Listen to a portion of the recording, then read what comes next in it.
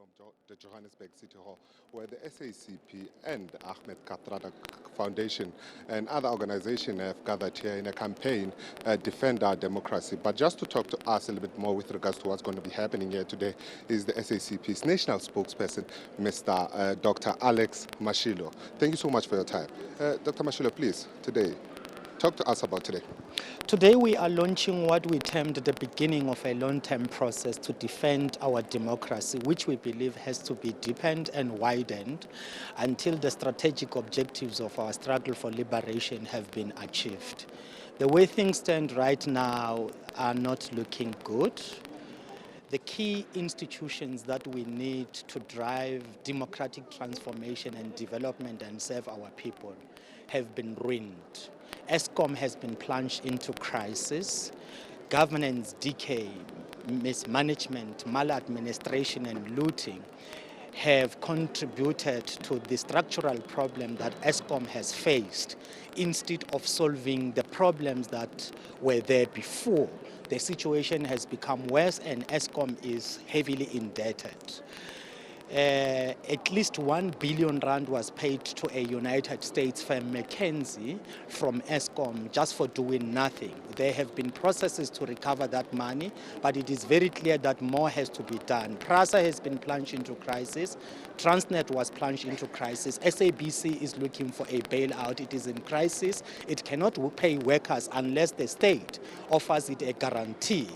Telkom was also plunged into crisis. SARS capacity to fight tax dodgers was dismantled. So we are dealing with a wider crisis that we have got to deal with decisively and successfully and turn around our country, rebuild our economy and build a better life for our people. Today's campaign, Defend Our Democracy, and you guys also, you said there's a fight back, a state capture fight back. Can you please just elaborate further on that?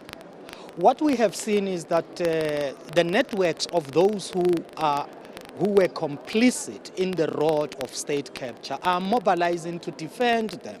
That is open. It is out there at the place in the sun for all to see. But having mobilized for the establishment of the Commission of Inquiry into state capture, we stopped the mobilization after the commission was established and handed over to the commission everything.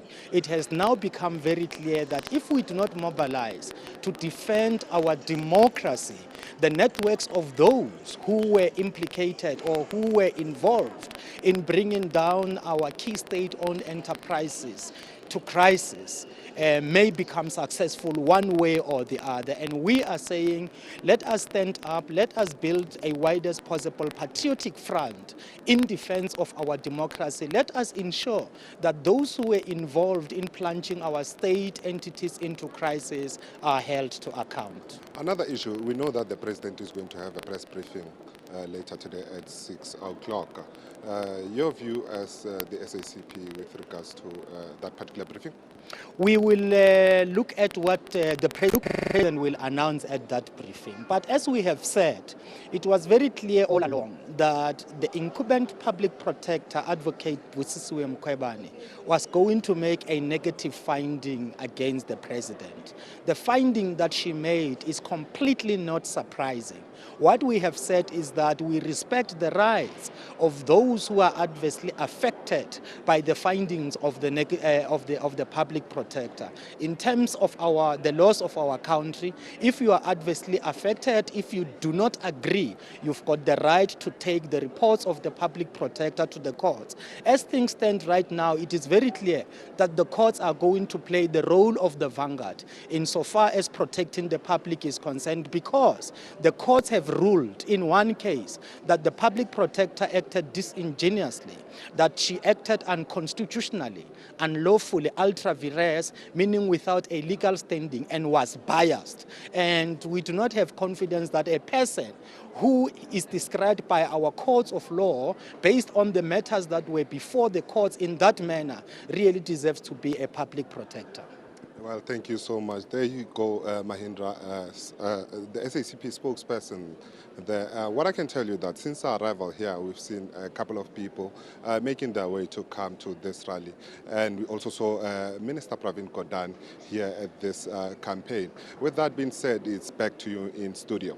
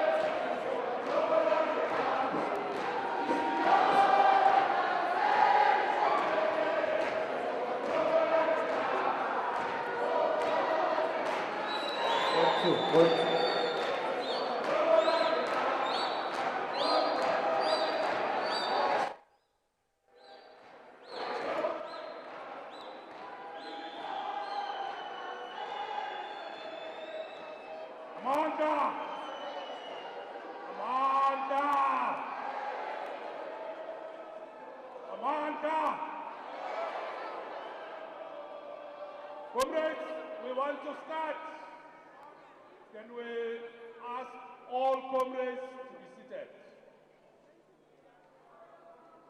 Let's take our seats, comrades.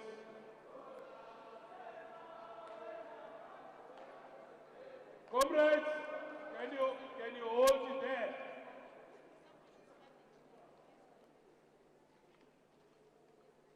Comrades, first, before we start, my name is Jacob Mamabolo, Provincial Secretary of the SACP. I'm going to be co-directing the program with Comrade Sean from the foundation, from the Ahmed Katrada Foundation. We just want to apologize that we started an hour late. We had to accommodate as you have seen when you come in. We are searching people and we didn't want to leave most of our comrades outside because of the security checks. We had to do that, comrades, to protect the event.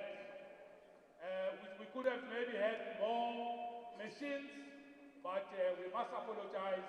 We didn't want to leave comrades outside. Now, comrades, we have been asked that we shouldn't be allowing people to stand.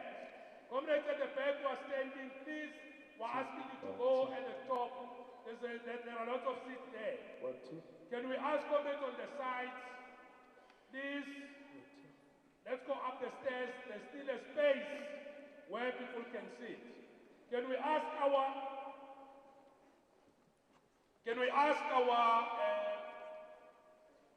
marshals to make sure that we don't have people standing on the sides against the wall, and also directing everybody to go up.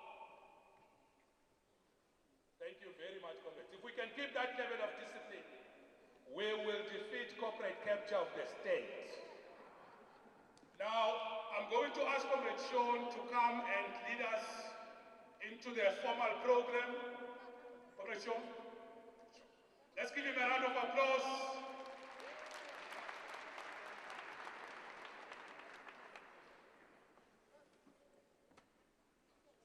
Amandla. Comrades, friends, thank you so much for being here today. Today, when we once more need to raise our voices, today when we once more need to make sure that those who think that our silence means that they can go back to their old ways of trying to continue their looting is not going to happen. We are here as a number of civil society organizations, political formations, to say once more, state capture is our concern. The beneficiaries of state capture who are trying to make sure that the cleanup campaign doesn't succeed must know that they are not going to win. They are not going to push back our victories that we have got thus far. I want to thank Comrade PG for being here. I want to thank the leadership of many civil society organizations who are here. And we want to thank, most importantly, the South African Communist Party for coming out today in your numbers.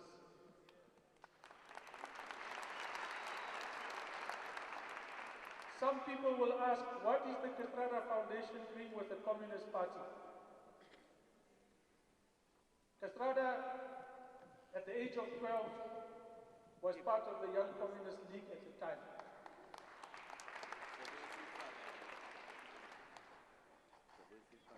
In 1963, when he was arrested at Pretoria, he was a full-time functionary of the party.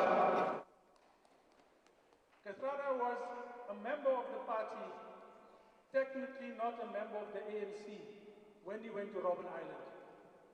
So, we have every right to be sharing the stage with you, working with you on an issue that we are in agreement with.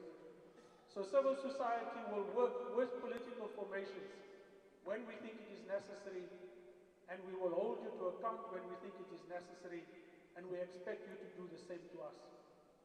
There are many in social media who will today say, who is funding this initiative? You will find social media will talk today about George Soros and others funding us. I can tell you this, the Guptas are not funding today's rally. There is no way that they are doing that.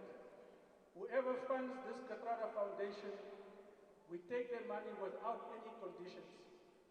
But we also draw the line as to who we will take it from. Definitely not from the Guptas. So, today we also want to pay tribute to the very many South Africans who have stood up to state capture. Second, the many, many South Africans who have stood up to state capture and who have ensured that this country didn't descend into the failed state that it was most likely going to be. Amongst us here today are some, so we recognize those who have stood up against state capture, and you will see the names there. The so-called rogue unit members, really the hardcore investigative unit of SARS. Some of them are here today, and we thank you.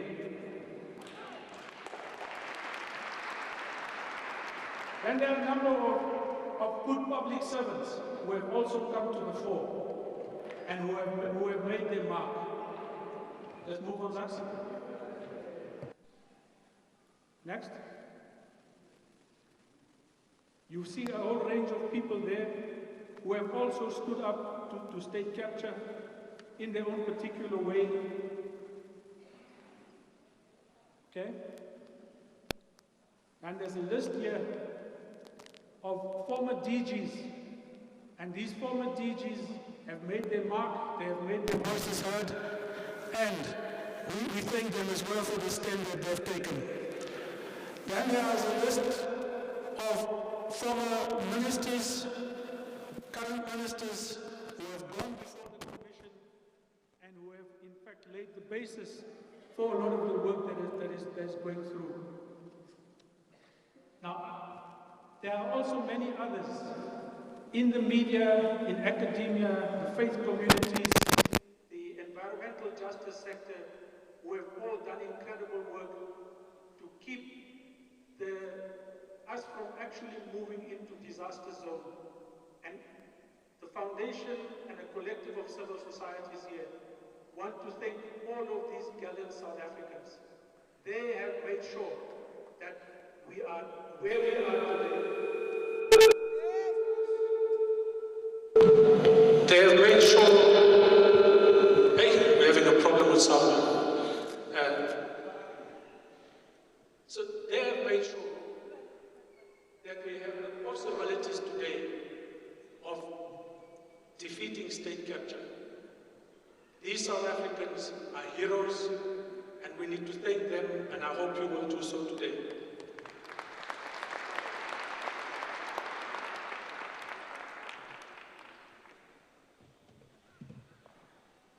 We are a collective of civil society structures. You have the document here with you that all of you have, outlining where we stand on a whole range of things, outlining things that we think need to be attended to roll back state capture, to deal with those who are intent on fighting back as well. And it is these civil society structures, some of them whom we will call up to just share a few words with you. But before they do, Corruption Watch, Freedom Under Law, Section 27, Forensics for Justice, Joburg Against Injustice, the Patriotic Movement, the Center for Strategic Leadership, the Young Communist League, and the MK Council. If those speakers could just come forward while I just conclude my address. When there is evidence of President Ramaphosa being involved in meeting with the family to appoint cabinet ministers, we will make our voices heard. When there is evidence of him giving consent and playing a role in setting up a newspaper and a TV station to get positive coverage, we will make our voices heard. When there is evidence of President Ramaphosa pressurizing departments to advertise in that media, we will make our voices heard. When there is pressure on government departments to pay for breakfast sessions for that media, we will make our voices heard. When there is evidence of these kinds of things, we will march as we did against those who we know are responsible for some of the stuff that I've listed here today. There is no blank check for anybody. We have been asked, why do we stand by PG? Is he untouchable?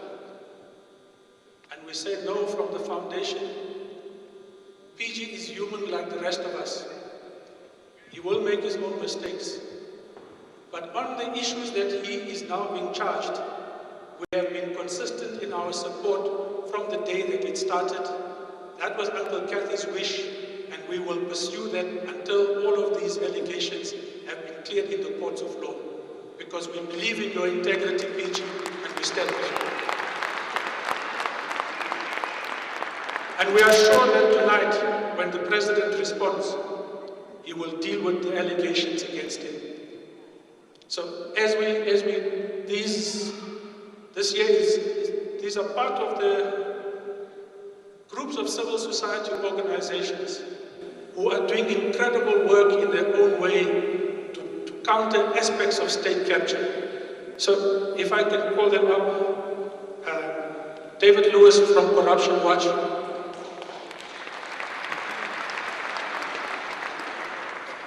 Thanks, Shan. Thanks, comrades. You know, there was once a famous American bank robber who, when he was on trial, he was asked by the judge why he robbed banks. And his answer was, because that's where the money is. And if you want to know, if you want to ask the question why the Ministry of Public Enterprises has become the main target of those who want to capture the state again, the answer is because that's where the money is. And you know, we're facing another round of state capture, and we're discovering that many of those who were actively opposed to state capture in the first round were not opposed to state capture because they didn't want the state to be captured. They were opposed to it because they wanted to be the ones to capture the state. And that's what we're now facing in the second round. And the stakes in this round are even higher than they were in the first round. I think everybody who has worked with our public enterprises, with our NPA, with SARS, knows that if those organizations have to go through another round of state capture, they won't survive. We also know that in this second round, those who are trying to capture the state will know who prevented the capture of the state in the first round. They were the judiciary, civil society organizations, the media, and they'll come for those organizations, having learned the lesson of the first round. So, you know, I think the lesson of the first round is that our work hasn't ended. Our work in Corruption Watch hasn't ended. Your work hasn't ended. And it never will end, because any government is as good as its citizens are active. And so, you know, we want to pledge that we will be and try and be even more vigilant and active in this round of state capture than we were in the first round, but nothing gets done without your support and without the support of the communities where we really have to take the struggle back to. So let's get ready for another really tough, maybe even more violent round than the last round, because we've got a hell of a fight ahead of us, a real hell of a fight ahead of us. And we really have to be ready and to know what it is we're fighting in this round. So Amandla. Thanks, David. Now those of you who are coming up, you follow David's example, 2 minutes maximum, okay? Freedom under law, then section 27, then forensics for justice. Thanks very much. My name is Nicole Fritz and I'm here representing Freedom Under Law. And you might say as a lawyer, which I would say, what is she doing addressing a large group such as yourselves who are very good at saying things like, with all due respect to my learned friend and in the alternative, my lord, but not so very good at the exciting, inspirational addresses. But freedom under law is about ensuring the rule of law and constitutionalism. And at the heart of our constitution are the values of equality, dignity, and freedom. And we pay tribute to the people assembled here in the hall. We know that you represent people, communities, movements that have done so much to secure our democracy. And we know that you know that the price of democracy is eternal vigilance and active citizenship. And that you, as we all in this room, every day try to do our part to ensure that our democracy survives and endures. We also know that absent these last 10 years of state capture, we weren't at a place where our constitution had been realized in the way that it should. Too many South African people lived in want, in poverty, but there is no way that we fully realize the promise of our constitution, that we can live in a country in which equality, dignity, and freedom are real, unless we confront state capture, and we confront the fight back against those who would see state capture win. And so again, we would like to pay tribute to those here today for being willing to join that fight. Viva South Africa's democracy, viva!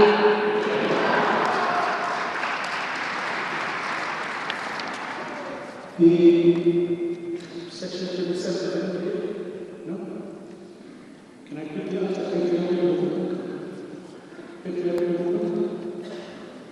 Amandla! Amandla! Run, state capture, run! Run, state capture, run! Comrades, ladies and gentlemen, fellow South Africans, my name is Sello Lidira.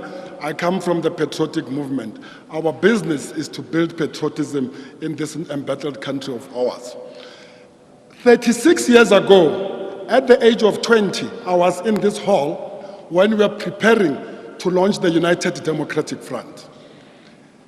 And now, I was a 20-year-old from the University of the North called TEFLOP. It's not fair. 36 years later, I'm here. I'm supposed to be with my grandchildren having a long lunch, on Sunday.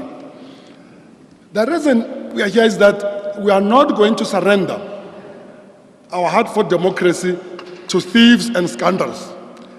We fought for this democracy, we fought for this parliament, we fought for this country, and we are not going to allow it, comrades. That is the first thing I want to say. The second thing is that we must hold our government accountable. So as the patriotic movement, we've got a campaign, and the campaign is called Recall Bruce Kolwane Now. Bruce Kolwane, your chief of protocol, actually accepted that he authorized the landing of the Gupta plane at Waterkloof, And for that matter, we are saying he cannot represent us anywhere in the world. We wrote to the Minister of Foreign Affairs, Pando, that we know that there is a Zondo Commission, but in the meantime, this man is not fit and proper to represent the proud people of South Africa anywhere in the world. So we are escalating this campaign from the patriotic movement to this large group of South Africans, and we say, Kolwani must go, Kolwani must go, Kolwani must go. Thank you. Thank you. The Johannesburg events, okay. Forensics for Justice. And Joburg for Justice. Too many justice people here. Greetings. First, we want to thank the Katradra Foundation and the SABC for creating a platform where we can all join together in a single cause. If it's not Springbok Rugby or Bafana Bafana, we have a good cause here. State capture almost brought our country to its knees. The fight against it must continue until it's over and democracy has won. State capture and looting affects the poorest of the poor in our country. Many good people made the supreme sacrifice to deliver a new democracy where state resources would be applied for the benefit of all our peoples, no matter who they are. Democracy stalwarts like Joe Slovo, Steve Biko, Chris Hani, Nelson Mandela, Ahmed Kathrada, O.R. Tambo, Walter Sisulu, and many others gave up the best part of their lives, or even made the supreme sacrifice and gave up their lives. Their dream has been stolen. Their dream was in an equal society, that society would look after the most vulnerable in it. The wholesale looting of taxes meant to uplift the poor has set that dream back by at least a generation. The honest and ethical stalwarts, including all those who spent the best years of their life in prison, did not do so in order for persons in positions of trust to steal the future of our country, which is what they have done. Forensics for Justice will stand side by side, shoulder to shoulder with any person or organisation that joins with us to reverse the looting of the last decade. We don't care who they are, their colour, social background or political leaning. We've just got one thing to say to those that are trying to prevent the uncapturing of the state, and that is hands off our democracy.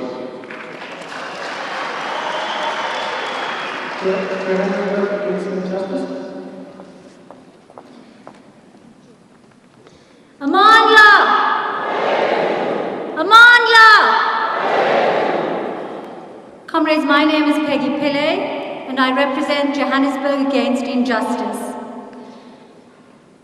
Johannesburg Against Injustice has been a committed participant in the events leading up to this rally, for the sole reason that we believe, like all of you do, that our hard-won democracy is under threat, and that the beliefs, principles and values that took us to the streets in the 70s, 80s and 90s have been eroded.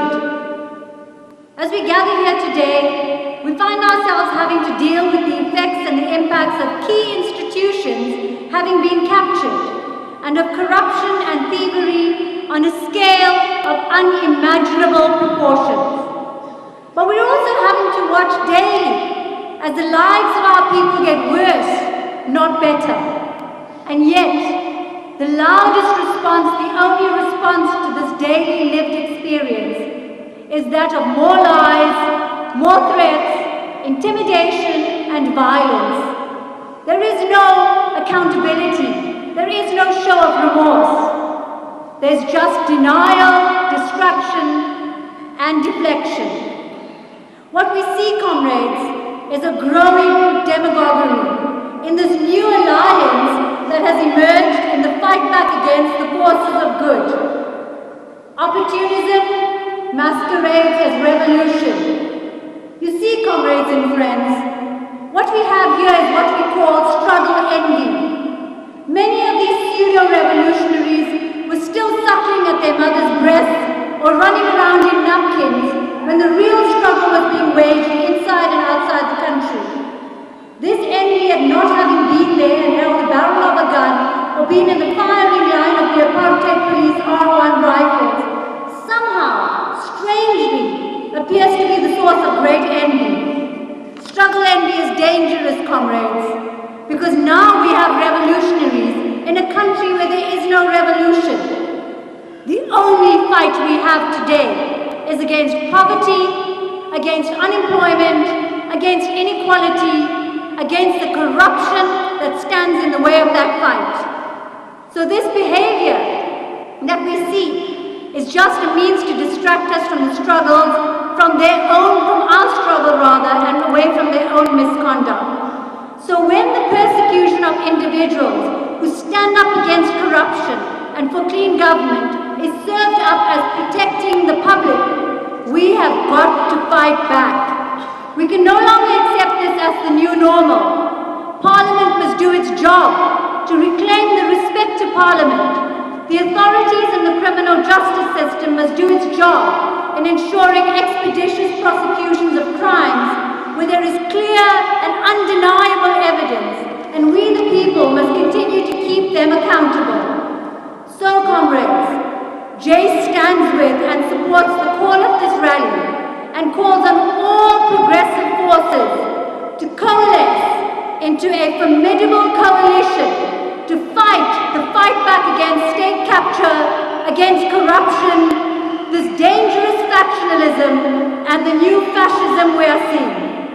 Comrades, let us not be deterred in our efforts to reclaim our values, to defend our democracy, and to protect those who stand up in the good fight, today and always.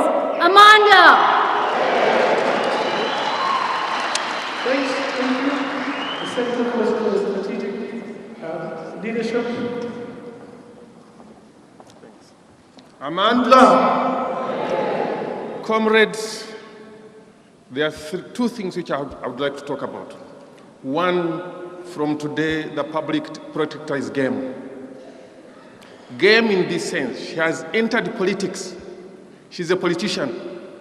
Firstly, on the eve of the ANC General Council, she came out with a report about ABSA. Secondly, on the eve of the president announcing the cabinet, she came out with a report about Comrade Pravin. Thirdly, on Friday, when the former president was at the Commission of Inquiry, she came out with a report about our president. We should understand she had deserted her genuine role. She has become a politician. And in everything we should appreciate. For the past two things, that is the pronouncement on Comrade Pravin and the pronouncement on Comrade President, it's not about Comrade Pravin. It is about Comrade President. The intention for the public protector is to put down the president. The understanding that when the president falls, the state will fall. That is what we are fighting. Please, please, let the nation understand. The intention here, in whatever is happening, the president must fall at any cost. That's what we should fight. Let us not lose the ball. Everything is about the president falling. Thanks a lot.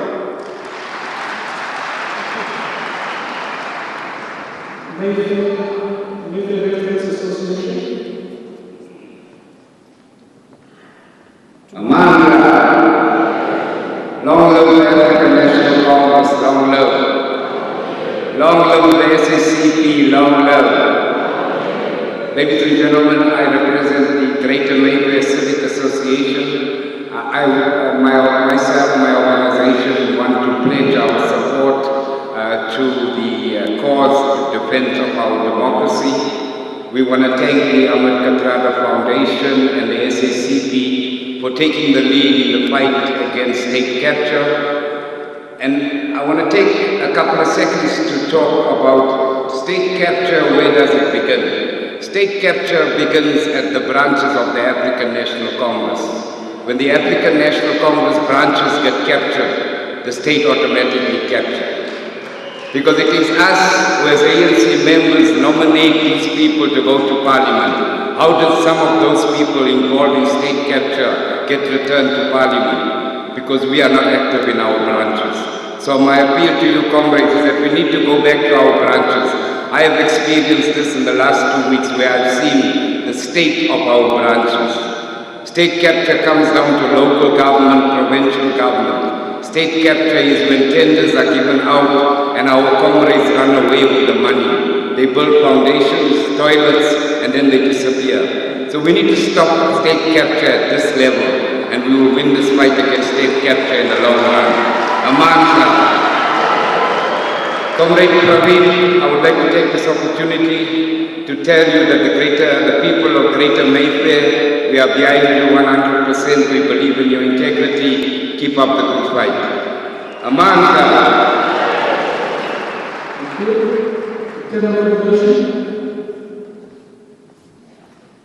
Thank you. Amanda.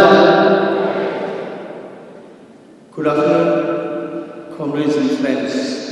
The Tamil Federation of Gauteng is a faith-based organization with affiliates throughout Gauteng. Firstly, we want to say that we were very disappointed to see over TV how people or other honorable MPs behave.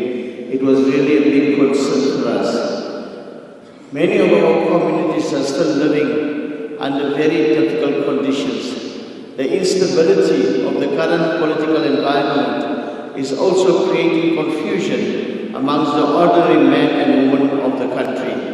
We need to continuously stand up and be counted to improve the lives of our people. We as the Tamil Federation of Gauteng fully support any initiatives to defend our democracy and confront the state capture fight back. This is from the Tamil Federation of Gauteng. Amanda. The next speaker is not from any structure at the moment, but someone who was integral in the fight against state capture and who will still be an integral member of the ongoing work in this regard. Can I call on Mark Haywood to say a few words here, please?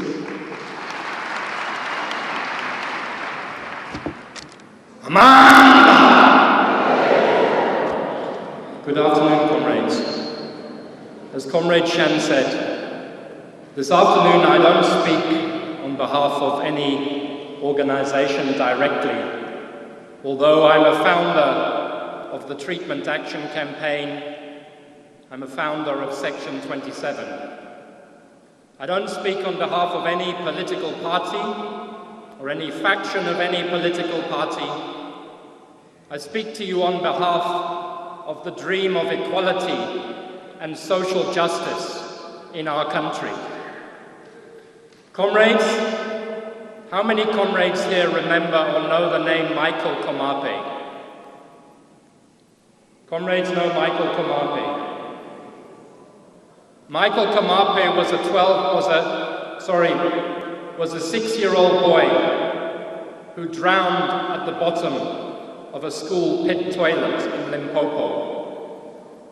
Michael Komape died because of corruption and state capture. In the year that Michael Komape died, 2 billion rand was stolen from the Limpopo Basic Education Department. That is why I say that the failure to build toilets in schools is often because of corruption and state capture.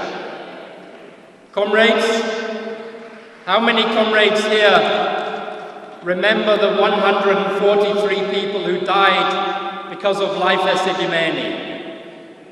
Yes, tortured, starved, beaten, handed over to NGOs that weren't qualified to look after them.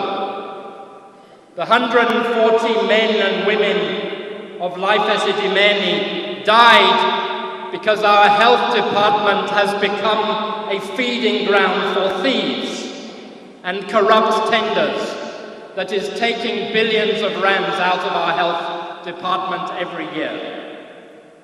Comrades, I say this because corruption kills indiscriminately, but corruption, first of all, kills the people who are poorest and the people who are most vulnerable. Corruption kills our dreams. Corruption kills our children. And corruption must be stopped. Across our continent, a report was released 2 weeks ago that showed 130 million poor people paid bribes to have access to healthcare services and education services. 130 million people. That's the price of state capture. That's the price of elites who steal from the poor. And that is what we have gathered here to stop. So in conclusion, Comrade Shan, it's great to see today's turnout to show that we will defend the fight. We will defend our gains. We will defend our democracy. But next time we come to this City Hall, we must have 10 times the numbers. We must have every trade union federation, every church, every civic organization, every youth organization. The people of this country must stand up because it is our future, our democracy, our hope of equality that is being threatened. Thank you.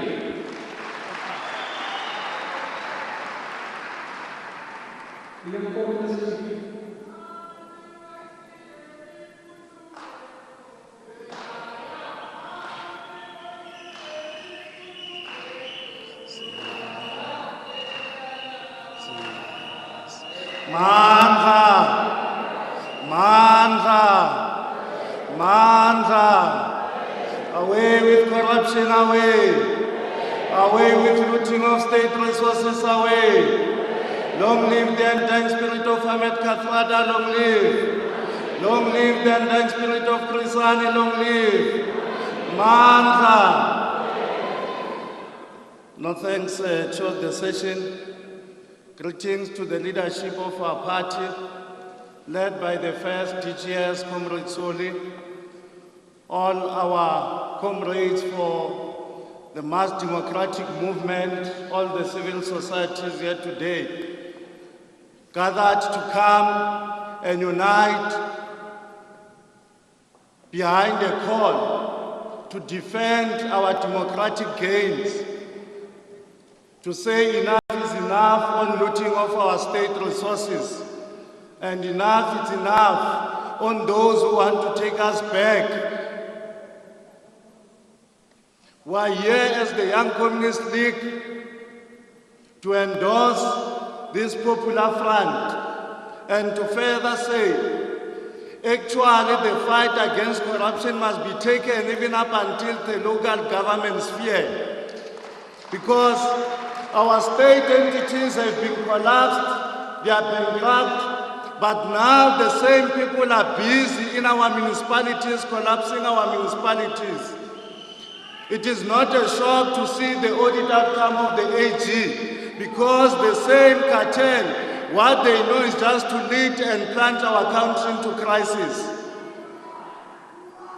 And all those that stood against all this political decay in our movement and in the country have fallen victims of this powerful clique that knows nothing but to collapse the country. I mean, how do you explain a situation where a man will be proud to declare how he collapsed a public broadcaster, the SABC, to establish a competitor and fund a channel that was advancing a narrow agenda of a faction in the movement? And we must still respect you, and we must say you are patriotic. And you want to ask us to say, what have you auctioned? You auctioned everything to a point of auctioning yourself to the same Gupta clique and the parasitic network. Because there was no longer anything to auction. We even auctioned yourself to the highest bidders to collapse and loot our resources in the state. Today, all those that are still standing tall to fight against corruption, they are victims, they are being attacked, they are being targeted. We are not shocked to see even these political amoebas that have always masqueraded as a Marxist-Leninist organization claiming to be vanguards, but today we see their real colors and we know what they are defending and we know why they are attacking even the Minister of Public Enterprise. So if they want to bring it on as they threaten that they shall take it to the streets against the SACP, we will be there as the YCL to meet them pound to pound. Let them bring it on. We are there, we are waiting for them. We will show their true colors. We are not shocked even with some of the revelations. Some of them are part and parcel of the so-called Stellenbosch mafia while they are claiming to expose other people. During the day they are revolutionaries. At night they are busy running to have secret meetings. Hence we are saying today is a call that let all South Africans stand tall and come together and defend these democratic gains and stand against any agent or any remnant of the parasitic network. Let us confront all those that want to collapse our country. It is time to bring renewal. It is time to bring reclaiming our country. Our movement can no longer be identified because corruption has been synonymous, just like a revolutionary weight. Our structures are dead because of the same corrupt activities some of these people are busy doing. Our last message is to the public protector that if she wants to be a politician, the membership of the movement is open for everyone. Let her join politics and leave that office. She must not allow herself to allow the good name of Chapter 9 institutions to be reduced into a fighting weapon of a particular clique or a particular faction in the movement or in any political party.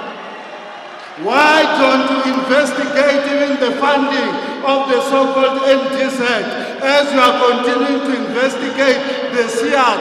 Because it was clear that there were two factions going to Nazareth. Why are you investigating one?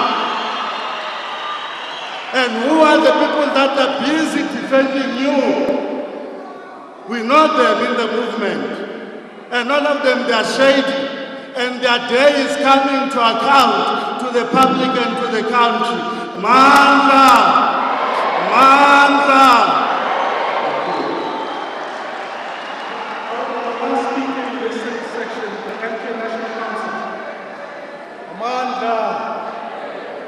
Viva et viva!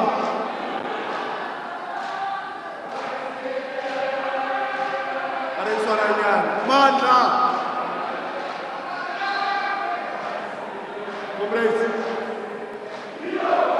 Amanda! Viva et viva! Comrades, we are given a very short space of time, so please allow me to say what the councillors sent me to do. To your mics, thank you. Comrades, let me put it this way. MK is a product of a society. It's a product of a society under the leadership of an ANC-led alliance. We account there.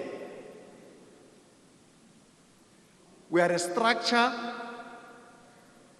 that serves as a nucleus of a people's army. These cadres of MK come from a situation where a bullet will graze on men and grass, where a man will fall and never to rise again. And all of them with the society out of the same bitter cup they drank. We account to you. No MK cadre will act, embarrass, and undermine the society in the name of MK.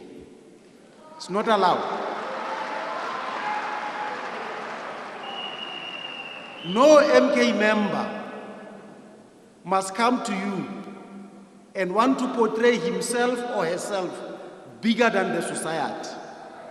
Our mandate is drawn from as you are sitting here. I'm therefore standing here, humbling myself before those that serves as my commanders and commissars. You are. We will unite the structures of MK. We will take them away from counter-revolutionaries. We will take them away from those that are abusing them and using them to harass and undermine the gains of the revolution. We will unite them. And after we have united those structures, we will come back and account to you. In our form of accountability, we will make sure that the investment that was done on those cadres is invested back to the communities they need. We are not going to wait whilst doing that process of unity. We will not step back and allow mischief makers and corrupt elements to undermine our democracy. We will not allow that. They can name and shame us. They can call us whatever they like. We account to you. And we'll come back and account. In the recent past, we are told that in our camps we're killing people. We are still going to come back and account. That such was fallacy, a myth. It never happened. We'll account to you. We'll also account to those families as we are busy accounting now. We are named spies. We are called this, we are called that. Comrades, let me tell you, those that point fingers at others, they must first and foremost check the harm they've caused this country. And the harm that we are talking about, of corruption, of state capture, can only happen if you serve a master and you are a spy. It can only happen that way. It cannot happen if you don't have somewhere where you are accounting. We will account and we'll account to you. We are going to account and we'll account to you, and we'll do it with humility and respect because you taught us to be that way. Comrades, any MKK that will come and demand a penny and a coin from you, then we should know that comrade or that person does not come from the background where most of those comrades come from. We are your servant, and we did that out of volunteering. So we cannot come and demand. The history and the heritage of the struggle, and in particular of MK, it's not our product. It's a product of the society, and very soon we'll make you proud of it. I invite the media. As I'm running the structure that I'm inviting you to please allow us to field at any time you want MKKers to come and account to this society through your resource to tell about what happened in the heydays of the struggle, when these people were our bushes, when they were taking care of us, but when we're making the music for the enemy to understand where we come from. Thank you.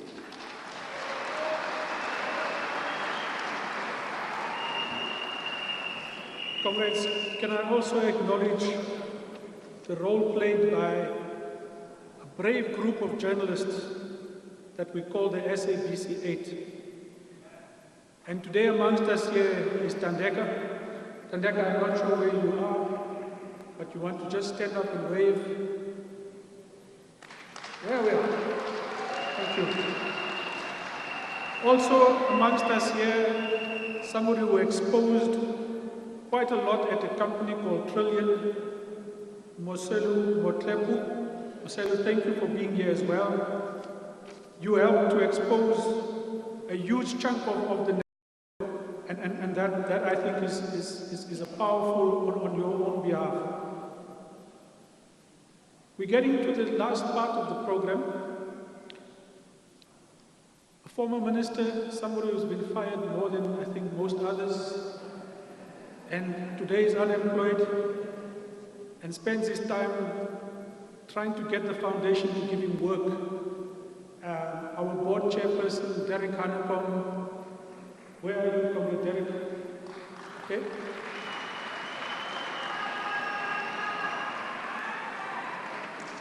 So I'm not going to introduce Derek, all of you know him.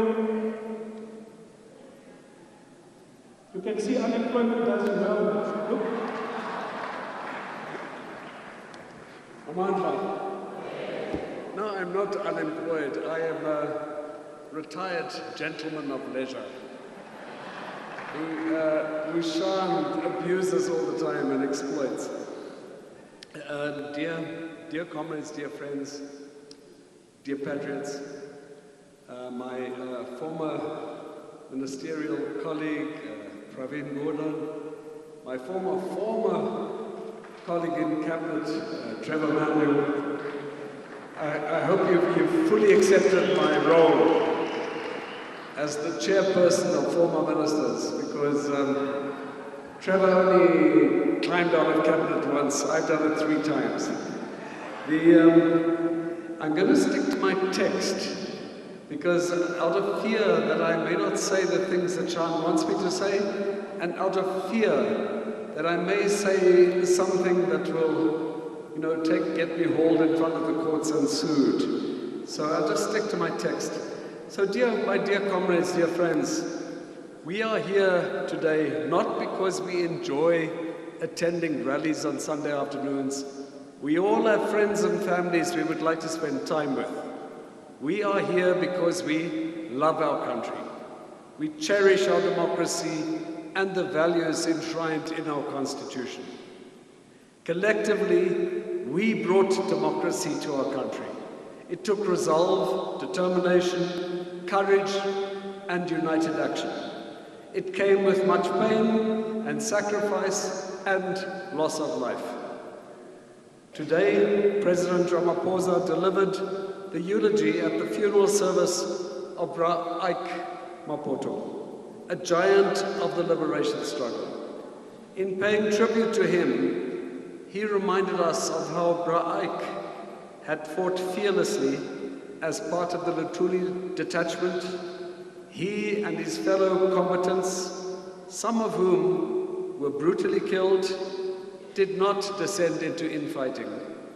Bra Ike himself was jailed and sentenced to death by the then racist Rhodesian regime. He never lost courage, he never succumbed, and he remained true to the values of the liberation movement.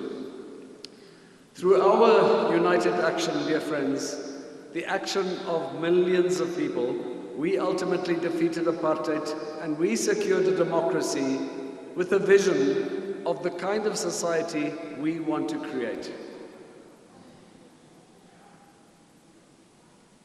The principles and values that guided us in our struggle for democracy found expression in a constitution that reflects the best of Ubuntu and the best of genuinely revolutionary principles.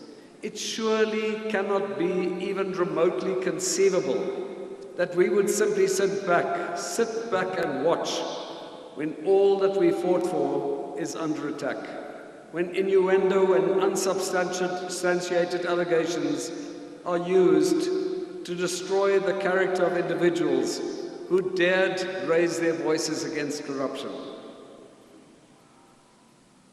When greed and self-enrichment take over from selfless service, we cannot sit back and do nothing when mob behavior and threats of physical violence prevent debate.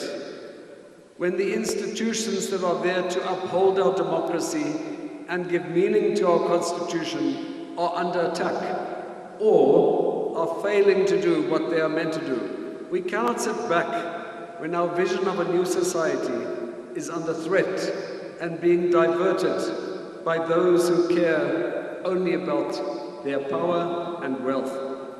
The erosion of our democratic values did not start yesterday.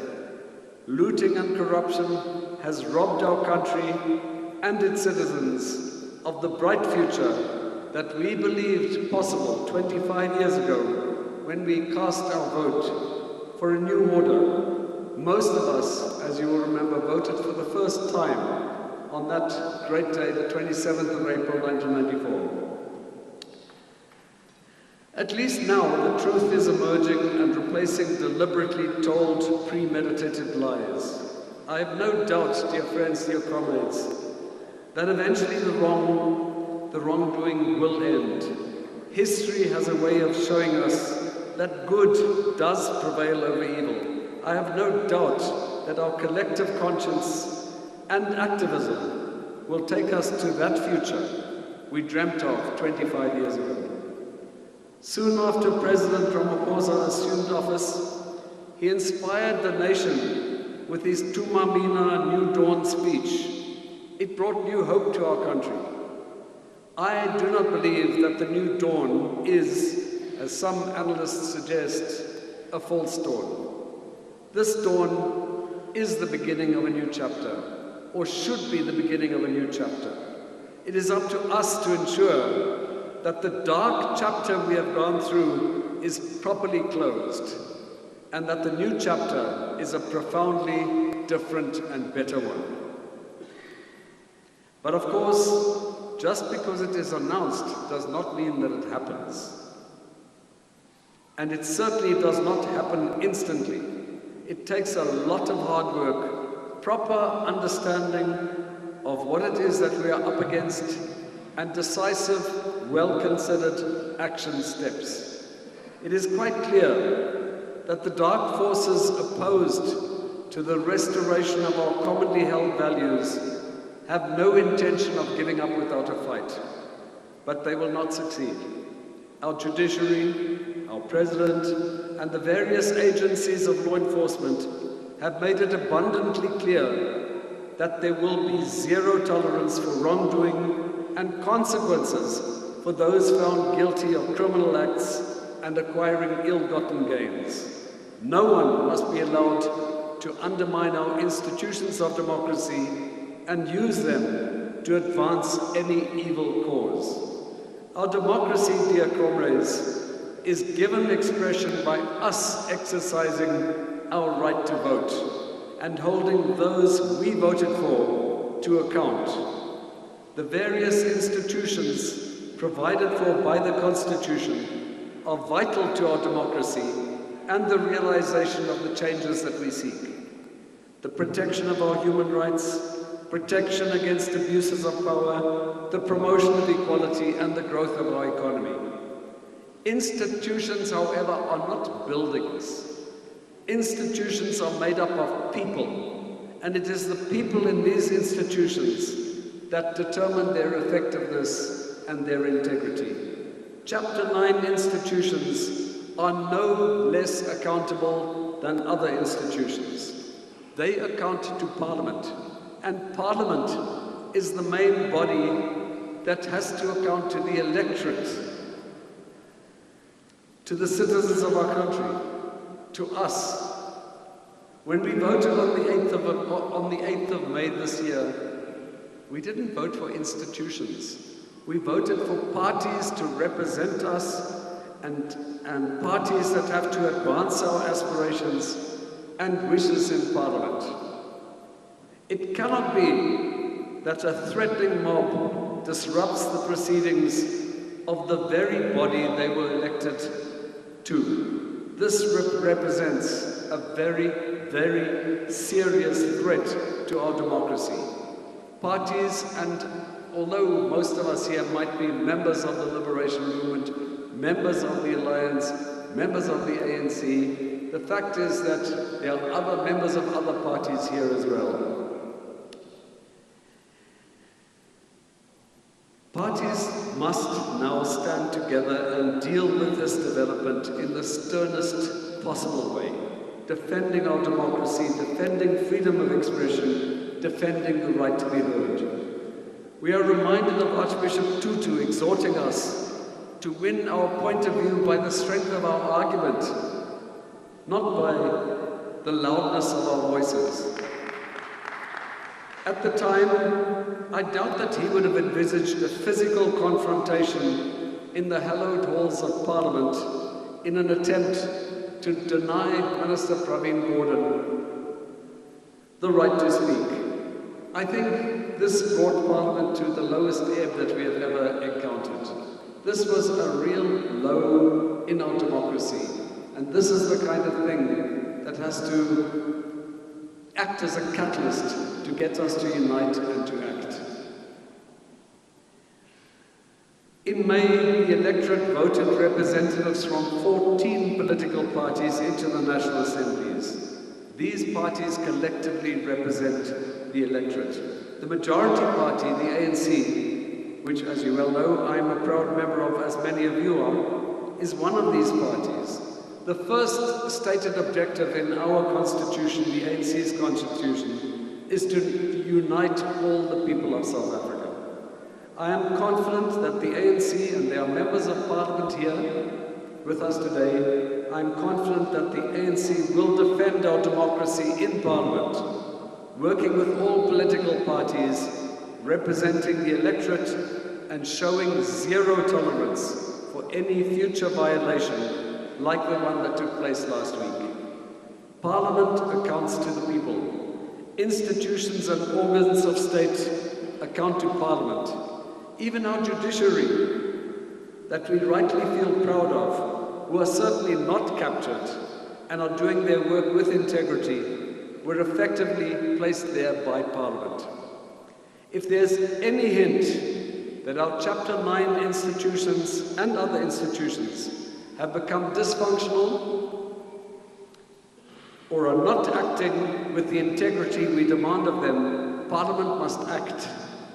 And we must demand nothing less than that from all democracy-respecting parties in Parliament. When the democracy we fought for is under threat, parties must set aside their political differences and take action together. But we should not fall into the trap, dear friends, of thinking that everything is going badly and nothing is working. That is not the case. As Sean told you, I have more free time now than I had a couple of months ago, and I've been following the Zondo Commission of Inquiry. And I must tell you that I am quite inspired by Deputy Chief Justice Zondo.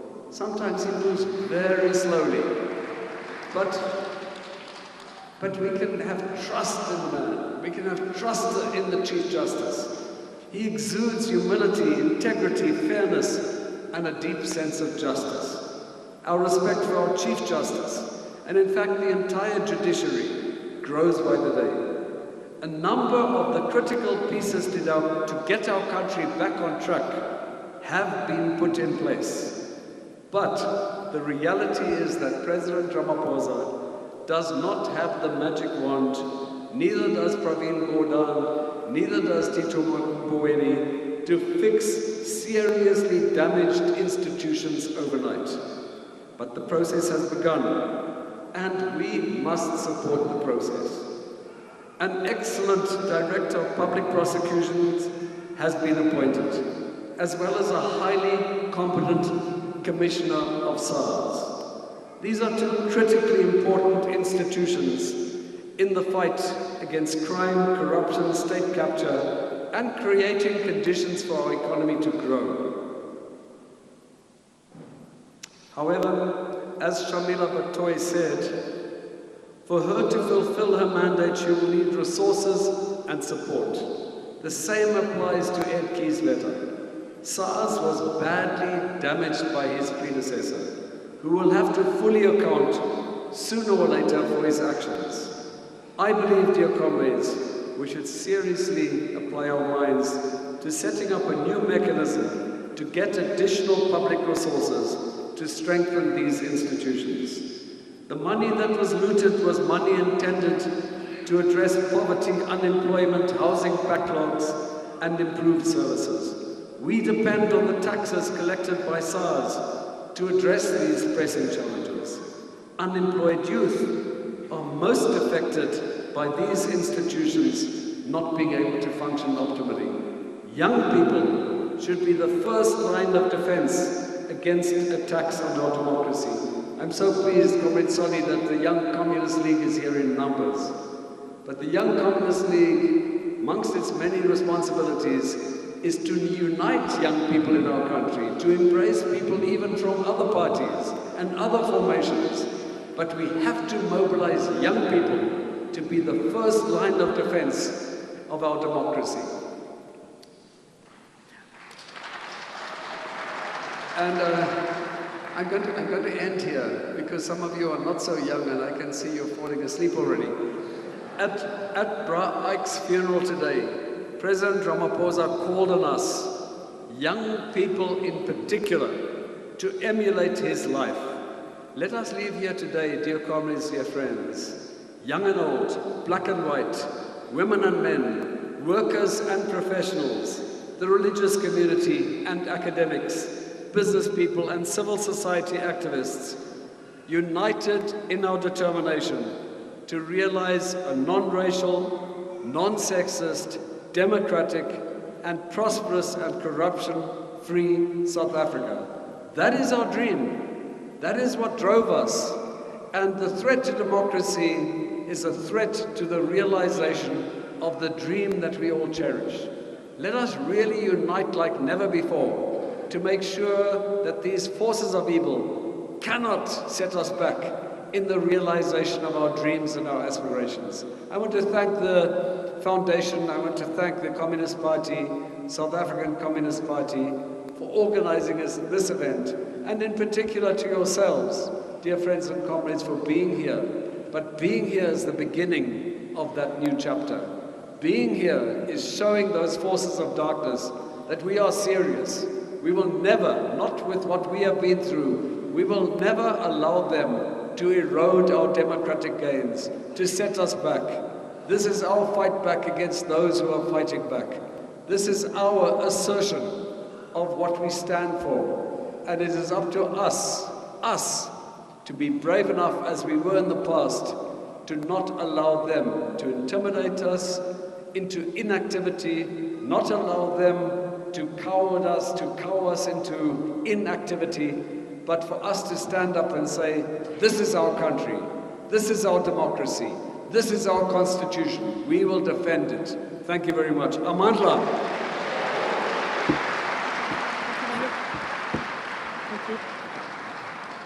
Thanks, Comrade Derek. We've received messages of support here from the Active Citizens Movement in Durban, as well as the Meerbeek Justice Network. Because of time constraints, I'm not able to read that out. Now, in the news, there's been lots of confusion about something called the Rogue Unit. The proper name is the High Risk Investigation Unit. I want to invite one member of that unit to tell you not about a whole lot of stuff, but just what did they do. Let me ask Eric Neethling to come forward. And this is just, I just ambushed him before the meeting started, so there's nothing prepared. And I said this audience here and the country just needs to understand, what did this unit actually do? So as he comes up, can we give that whole unit a huge round of applause?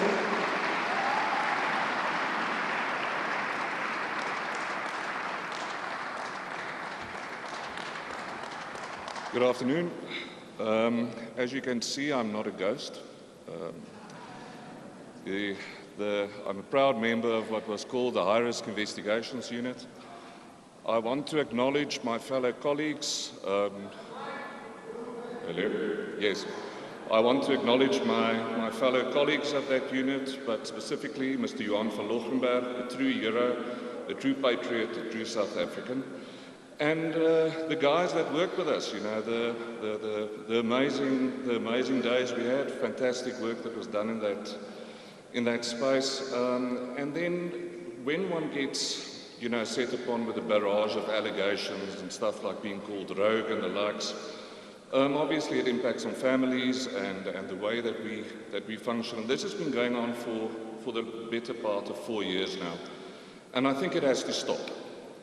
Ultimately, it's impossible for 20, 30 odd people to be held at ransom for what's happening in this country. It's totally unfair and uncalled for, and the truth will come out. I took the liberty of writing a letter to Commissioner Kieswetter on Friday, where I asked him to allow some of the members to be able to come out and speak publicly, given certain limitations that the Tax Administration Act has. The doubts and the lies will stop. And it stops today with me being the first face that you can see. We were guys out there fighting serious organized crime, fighting exactly the things that we are talking about here, which is corruption at the highest levels, which is theft, thievery, tax evasion, base erosion, profit shifting, money that goes offshore that will never come back to these shores. So thank you very much, everybody. I'm not going to take too much of your time, and watch this space. Thank you.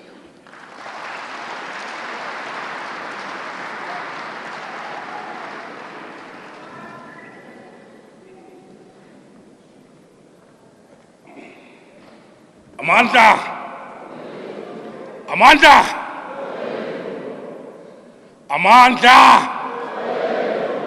Yes, thank you very much, comrades. Comrades, at this point, we are going to receive the keynote address from our first Deputy General Secretary, Comrade Soli Mapai. Now, can I ask comrades that we give a revolutionary song to the 67 minutes of Nelson Mandela. We need a revolutionary song, comrades.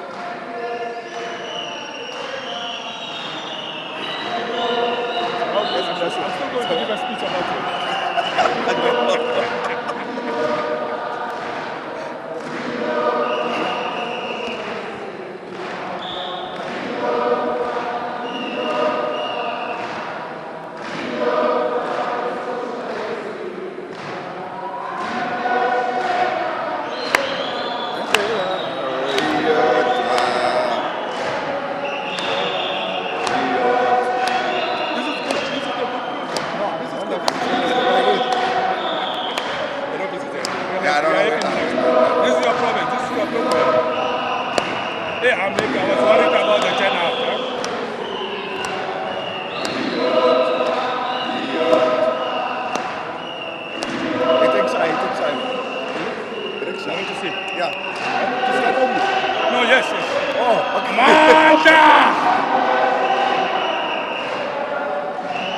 Amanda!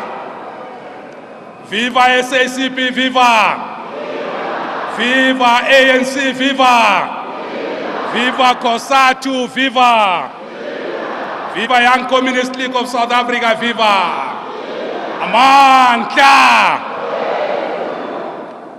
Comrades, I wanted to introduce Comrade Soli, but he has instructed me, and as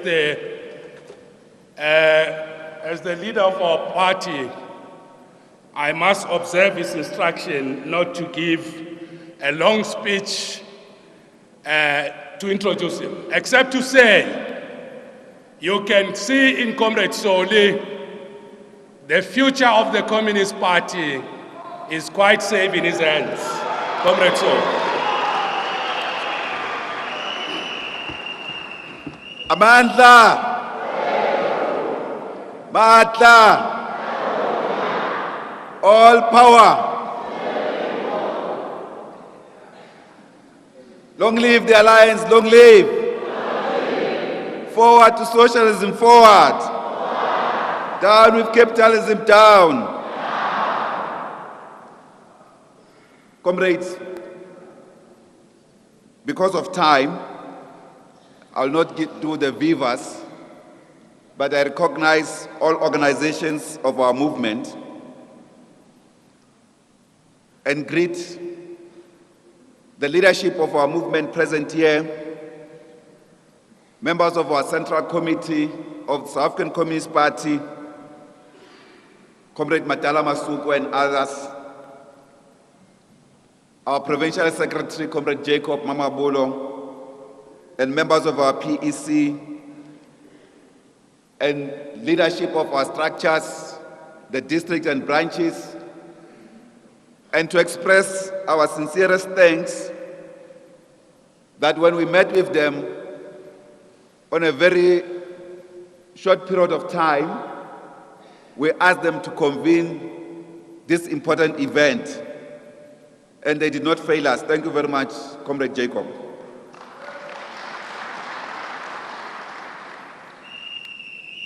Let me greet also Comrade Derek Hanekom, the chairperson of the Ahmed Kathrada Foundation, member of our ANC NEC, ons eie Afrikaner. And thanks for a good message, Comrade Hanekom. Comrade Sean Bolton, the CEO of the Kathrada Foundation, and the work that the foundation has been doing in fulfilling particularly the memory of Comrade Ahmed Kathrada and the mission of our movement. Comrade Nyekontini, the National Secretary of our Young Communist League, and other National Committee members and leaders and members of the Young Communist League. Commanders and commissars of our glorious People's Army, Umkhonto weSizwe. I've seen a member of the Little Detachment here from where I was seated, Obab Malaji. You are most appreciated, comrade. Veterans of our movement, I've seen Dr. Randera, Comrade Saluji, Commander Rasekhatla, Len, Bralen. This was the commander of Comrade Solomon Mahlangu.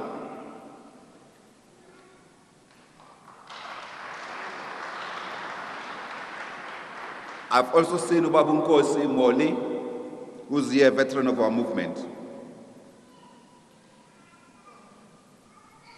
Commissar Grigori Ntatisi, who spoke on behalf of the National Council, MK National Council. And it reminded me of our times when commissars were speaking. You could see and feel he continues to talk about the dialectics of our revolution, the interrelations between armed struggle and the people. And that ours was not just a mere armed struggle. It was a token revolution through the gun. But the gun obeyed politics and the command of the people. The gun was not meant to terrorize the people, but to protect the people and to fulfill their mission. Thank you very much, Commissar Grigori. I must also say, not because I respond to anybody else, but to introduce my own commander, who's seated among commanders of Umkhonto weSizwe, Commander Chechela Machiche. This, my own commander, is not a ghost. Of course, Commander Oros, who's not here. All commanders and commissars are acknowledged. Civil society organizations that have been here, that have given messages, that were working together on the campaign in defense of our democracy.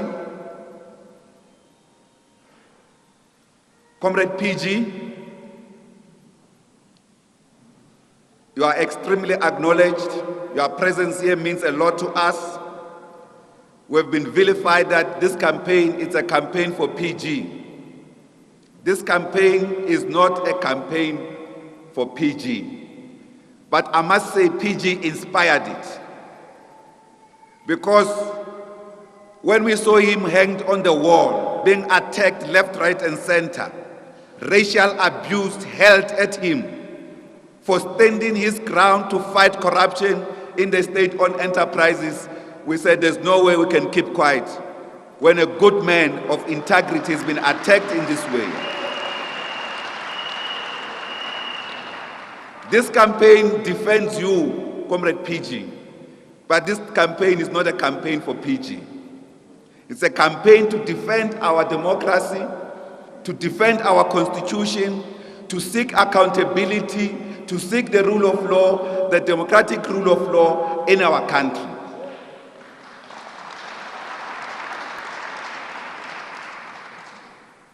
Comrades, we launched this campaign together with the civil society organizations that are here and those that have endorsed our memorandum, and equally, we will still welcome others as the campaign grows. Comrade Hanekom indicated that this is only the beginning. The road is still long. There will be victims. There have been victims. We have acknowledged, which I must also do, Usistandi, and the journalist who stood firm. One of them succumbed to the intimidation because of depression. We say to all the journalists that have been doing good work, investigating criminals, hardcore syndicates, they've been doing a great job in exposing corruption. We stand with you. Don't be intimidated. We are behind you.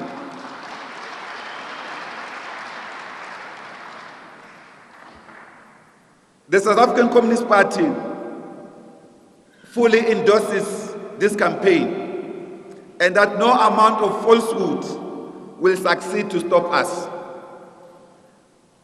We have indicated from the beginning that the people organized and consistently mobilized will deal a blow to the networks of corruption, of state capture, will deepen and widen, as well as defend our democracy. That the strategic objective of this mission is not just an end in itself, it is rather a means to an end. The predatory elites that established undue influence into our government, into the state-owned institution, in the actual exercise of political power, amongst others, essentially usurping our democracy and looting taxpayers' money, public resources, and our basic national wealth, and plunge our key state institutions into crisis. That further, they dealt our institutions operational blow and further created structural crisis of most of our institutions because of their plundering of our resources. That this cannot go on. We say it stops here. All of us united as South Africans in our diversity, black and white, rich and poor, all South African patriots. We are coming together, we say, this will not be allowed to continue. A president who leads a mission to defend the nation, his own nation, after taking oath, he's been chased almost like by a pack of dogs to tear him apart so that he cannot focus on the main mission, to reclaim what belongs to South Africans. We will not allow that to happen. We also want to say it is absolutely gibberish for someone to argue that everything went well in the last 10 years. Where were they living? We admit there are things that went okay. There are many other things that went wrong. For instance, the plunging of ESCOM into a major crisis, precisely because of corruption, nothing else. Primitive accumulation. ESCOM was plunged into this crisis also because of poor planning and because of government decay, looting and corruption. And part of it, as we know, was precisely because one particular family was given due regard to have unlimited access to ESCOM and its resources. Special contracts were created. Board meetings were created. We can give you a process in which, for instance, this was done, creating a sense of legitimacy. For instance, they will come to a meeting and say, well, in order to have, they use a legitimate process. In order to have black participation in the supply of coal, let's expand the supply database. The supply database will be expanded. It's done properly through the board and so forth. It's a legitimate process. Later on, it will be said, well, these black institutions don't have resources. Let's give them some advance money so they can participate as they are members of the database. And that list it's open. People are given some money. You will be given 5 million, 10 million, 15 and whatever. When the Guptas and those associated with President Zuma comes, they will be given hundreds of millions. When we raise a voice, we are told, no, it is the industry practice. What industry practice? When these ones have been clearly identified to be the most beneficiaries of looting of this institution, today when it is in crisis, they don't stand up to say, we who benefited created this crisis. The country is plunged into darkness because of corruption. And we only focus on one aspect, poor management. We don't talk about the looting of this institution that collapsed it. That is why the unlawful payment of over 1 billion rand, for an example, which was paid to a multinational consultancy firm, McKinsey, in the name of radical economic transformation and against monopoly capital. This McKinsey, it's an American company, and many others. But when a comrade can just be close to a white person, they have been castigated. As if to be close to a white person, it's innately wrong. Why would white people not be human beings and be respected for what they are as people? We are fighting for a non-racial society as declared by our people in 1955 in Cape Town when they adopted the Freedom Charter. The Communist Party itself, the first non-racial organization, not only in South Africa but on this continent. We will continue to affirm the humanity of all our people, black and white, in this country.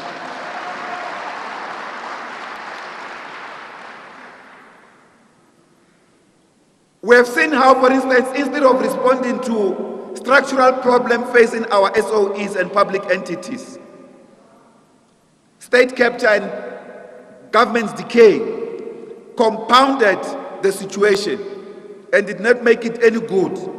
We were driven to the brink, right to the very edge of a cliff as a country. Our economy suffered. And those who are trying to rectify it, even when they put hard facts on the table for us to make choices, they have been attacked because of populism and demagoguery, even fascism that has now rooted itself within our society. If we allow this fascist approach to continue, It will be everybody for himself or herself and God for us all. Comrade Hope, we can't allow fascism to take root in this country. Not alone when it even clothes itself in our colors. We can't allow that. PRASA was plunged into a crisis. Transnet, Central Energy Fund, were plunged into crisis. In Transnet, Comrade Popo Molefe went to the commission. In the commission, he presented that almost over 20 billion was stolen from Transnet. The Guptas most possibly work with no less than 7 billion. What happened to the other? We want it, even if it's in black hands. We don't care who are the stealers, whether they are black or white. And when we chase them, we don't want this thing that, for instance, because PG, Comrade Louis is right. Because that's where money is, Comrade PG. When you chase them, including some of the black professionals who allow themselves to have their hands in the till to steal from the public, instead of showing black excellence. In VBS, for instance, they stole money from pensioners, amongst them accountants and lawyers. We can't chase them because they are Africans. When PG leads this campaign, because of his deployment, he's been attacked. It doesn't matter where we stand ideologically. But I must also say we are proud that the Communist Party trained you, Comrade PG. Yes, we are proud about that.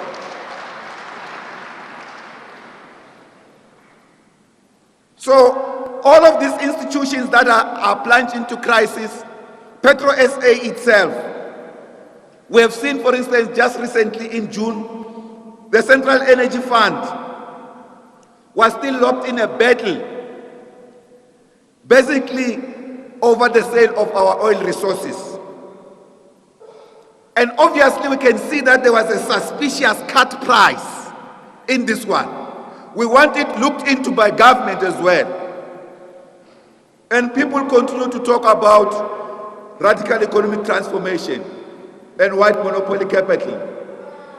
They vulgarize radical economic transformation. Radical economic transformation is correct, but it must benefit all the people, not the elites, not the few individuals.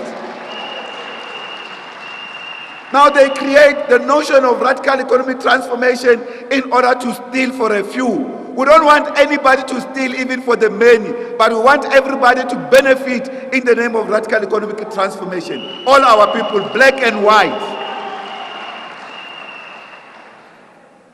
This inclination, we are fighting the capitalist system. As a Communist Party, that's our strategic enemy. The system that impoverishes the majority. That battle is ongoing. As Karl Marx said, sometimes hidden, sometimes overt. But we appreciate when we can come together with all people from various backgrounds as patriotic South Africans to defend what belongs to all of us, to defend the sacrifices of many of our combatants in Umkhonto weSizwe and others, civilians, who died fighting for our democracy. It is important, comrades, to know that our economy requires massive investments, especially in the productive sector, to create decent jobs and radically reduce inequalities, unemployment and poverty, and social insecurity. But that if we do not stand up in the widest possible patriotic front and confront state capital networks and the fight back, we will not and hold the predators to account. What has been started, the gains that we have achieved, will be reversed. That is why we need people to account. That is why we support the commission. We do not want anyone to get away with murder and the people become the losers. The welfare of our people, which these predators do not care about, and still they do not care about, is likely to sink further and further down into degradation if we do not stand up. So we must therefore deal with the real constitutional delinquents, those who are coalescing around the fight back networks and campaign. We want these constitutional delinquents, the real ones, to face the music. PG, you are not a constitutional delinquent. You simply exercise your legal and democratic right against those who are pursuing you. I'm entering this point. Let me make this point before. We came out clearly as the Communist Party that the office of the public protector and this current incumbent, Advocate Nkweban, should not allow herself to be used as a hired gun of the fight back campaign. I repeat that again today.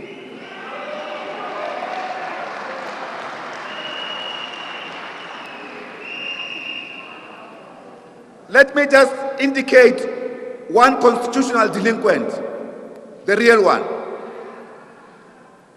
It's one Mr. Julius Malema, who was found by the public protector, Advocate Thulima Dontsela, in a detailed report titled "On the Point of Tenders," to have been involved in benefiting improperly from unlawful, fraudulent, and corrupted tenders in Limpopo province through his Ratanang Family Trust and associated shareholding in the company by the name of Gilda Investments. The corruption, looting, and plunder contributed by no small measure to pushing the Limpopo government to a point of bankruptcy. What moral standing that the commander-in-chief commanding is nothing but the real constitutional delinquent. That's the real constitutional delinquent.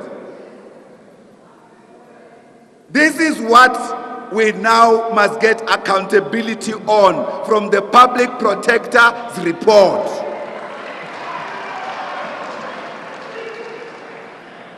We must never forget the On Point of Tenders report, comrades. And our public must never be fooled and forget this. The thorough investigation conducted by the former public protector, Advocate Madonsela, exposed some of the massive corruption that almost pushed our country to the brink. But On the Point of Tender report exposed particularly Julius Malema's Ratanang Family Trust, of which he was the sole beneficiary, as the fat spider at the heart of a web of looting the Limpopo province.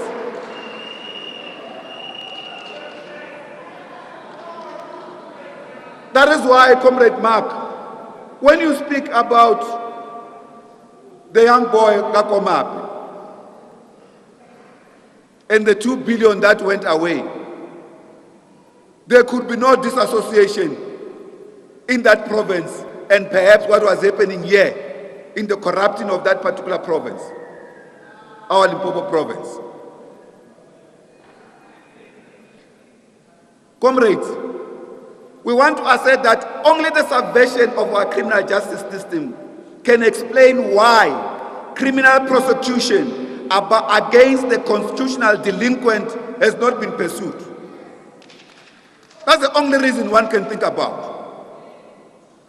No wonder the EFF is now desperately trying to undermine attempts to clean up our criminal justice system and to revitalize the capacity of SARS to deal particularly with tax dodgers, syndicates involved in illicit trade, including drug trade, illicit tobacco trade, and they get money from the same people.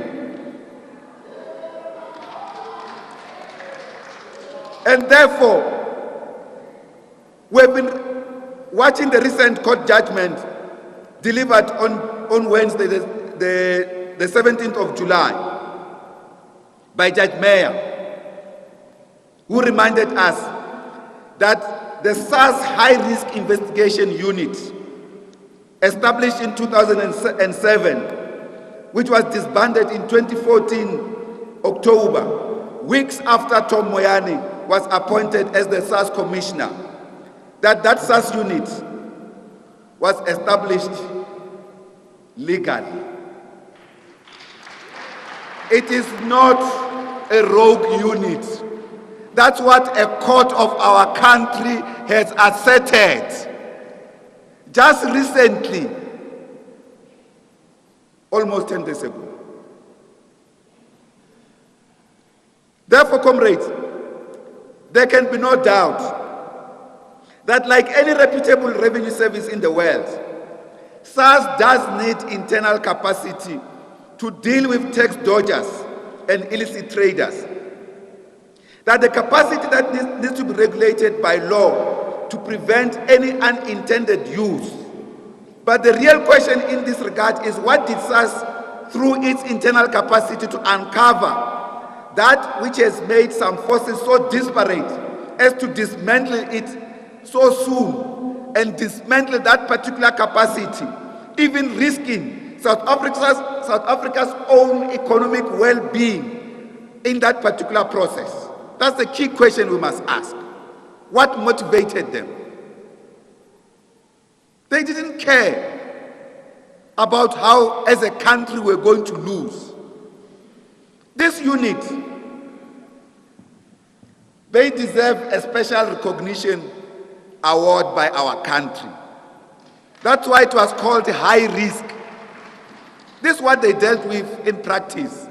I see that Nedlin was overcome by emotion. He couldn't speak.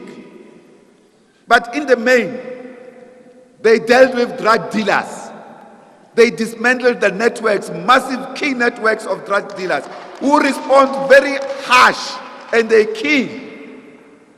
They dealt with abalone poachers, that red species of fish that is so expensive. I've not even eaten it, Comrade Ho. That fish makes more money for our country. It is poached by a syndicate, criminal syndicates, who work with agents in the security establishments to steal this. They deal with tax dodgers, high level, who must pay tax. They've been maligned, besmirched, attacked. What more a public servant can do for his or her country? To do so much and be so attacked by those who are supposed to uphold the law. That unit, we owe it a lot. Well done, comrades. We want to indicate, comrade, that as a consequence of this court judgment, I want to put it in context so that you can connect the dots, as PG will say. These poachers of abalone and tax fraud that amounted into billions of rands. One of the companies that came under the scrutiny of this high-risk investigation unit was a company called Links, owned by one Adriano Mazzotti. Its shareholding involves Martin Wingate and PS. We now know from the court judgment that was delivered last Wednesday that this Wingate PS has had a long-standing relationship with Glenn Adriotti. You still remember him, a convicted drug dealer, with whom Mazzotti himself also has had a relationship. We also know that Adlot himself was arrested with the murder of in connection with the murder of Brett Cable. We also know that Mazzotti has publicly admitted that it was he who paid the money that enabled Julius Malema's EFF to register with the IEC in 2014. Who's benefiting from criminal proceeds? Who's the real constitutional delinquent?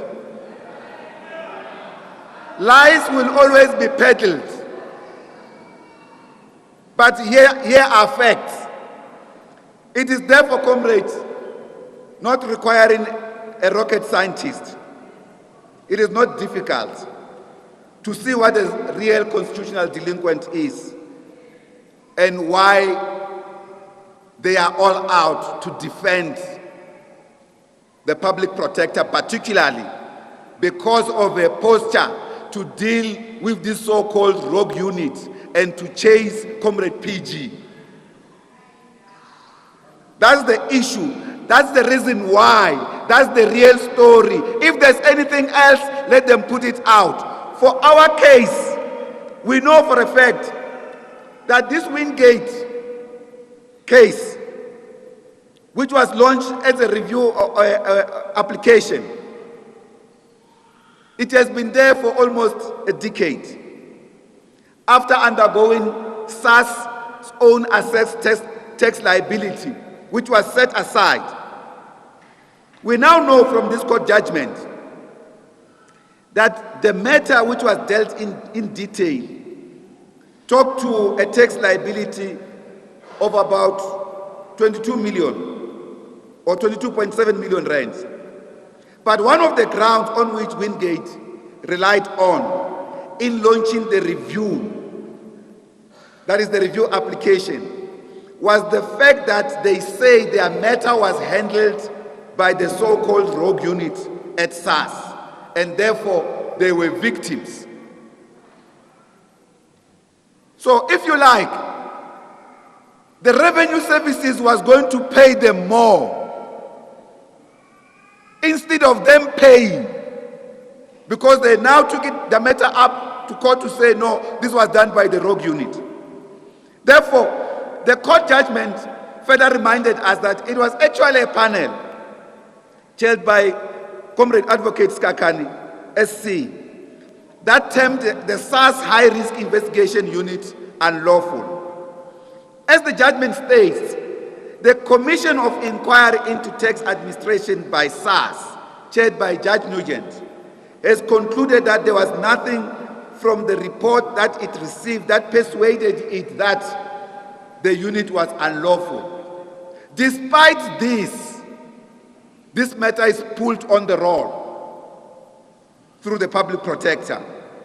Judge Kruon, who also chaired an advisory board in this regard, had issued a statement saying that the unit was unlawful, but told the commission that the idea of the SARS high-risk investigation unit that was unlawful was not reached independently by his advisory board, but that the board merely took its cue from the panel chaired by Skakan, that's the SC.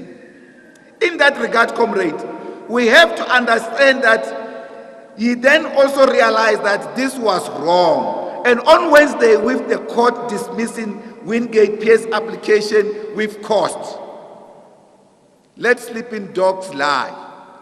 But please, don't taunt us. Don't think we'll fold our hands and not defend our comrades when they are fighting against corruption.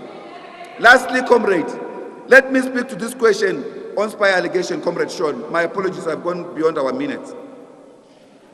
The SACP has taken seriously the note of apartheid spy allegations leveled by former President Jacob Zuma in defending himself and mobilizing his support networks in the Commission of Inquiry into State Capture.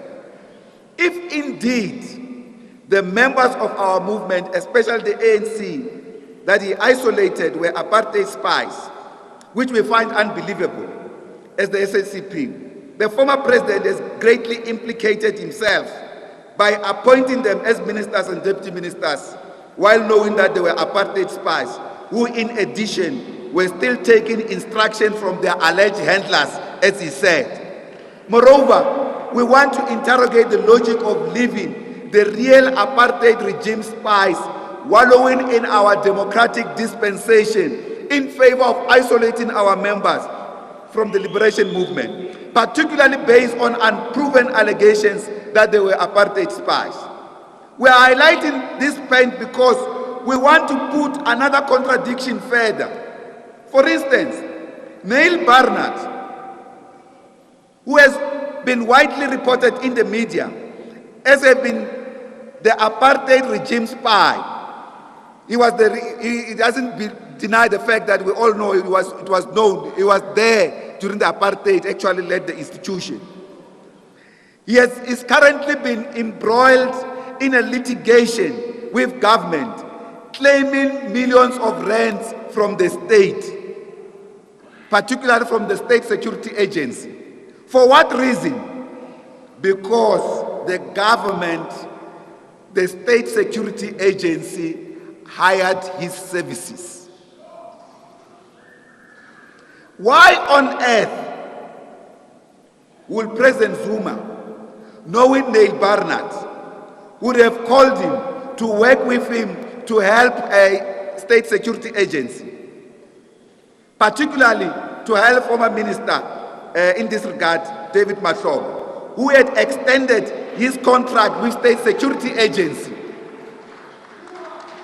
These are real things that we must deal with. And therefore, Commissar, we agree with you with what you are saying. It's important, comrade, to say, despite all of this, President Zuma wants to act like Samson of the Bible,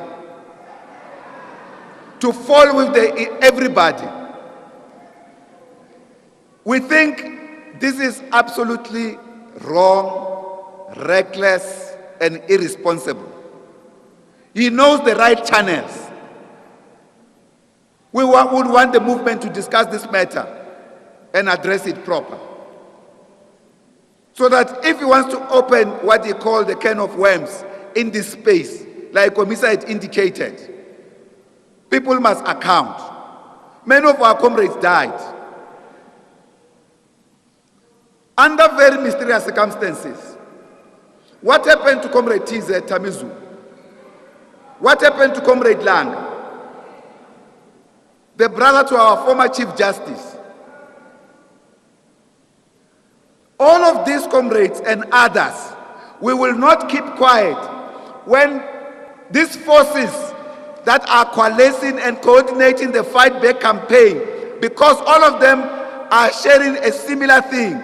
They are all afraid to go to jail because the jail gates are wide open for most of them. They are fearing that. That's why they are now launching a full counter-revolution in our country. We will never allow counter-revolution to succeed in this country. We will defeat it. It's as simple as that. And every person that thinks they may coalesce around this particular counter-revolution, they must know it will not succeed. We will also defend our president. It will not succeed. And we want our president as well, in this regard, to say he must gain strength. These are testing times, but he must know the masses of our country are behind him. The programs he has started to clean up, we support these programs. Nina-ke isizwe sase-South Africa, nilaleleni ilizwe lihamba i-counter-revolution, vukani emaqandeni. Let's wake up and defend this revolution. Not allow everybody, irrespective of your struggle credentials, to come and besmirch this country's progress. Devour it and almost plunge it into a crisis. This country needs a Ramaphosa. At this particular point in time, we need a Ramaphosa. That's why we must come out and defend it. With these few words, comrades, we want to say to all of you, we thank you very much for making time. We thank all of you, the organizations that have endorsed our memorandum, that this campaign will be rolled out in defense of our democracy and the values of our constitution and also in honor of all struggle and liberation fighters from all political organizations and backgrounds for their sacrifice and contributions to our democracy today. We will defend this democracy, fight state capture and corruption, and confront and fight the fight back. Amandla! Thank you very much.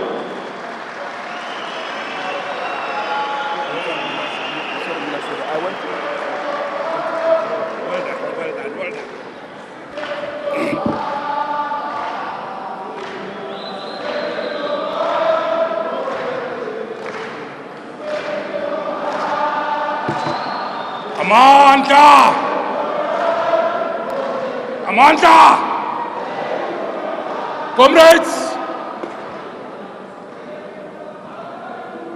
Comrades, we have come to the end of our program. Comrade Soli has thanked everybody. The program remains adjourned until we make the next announcement. To all of you, comrades, Amanda! Thank you very much. Travel safe back home. Thank you, comrades. Thank you very much.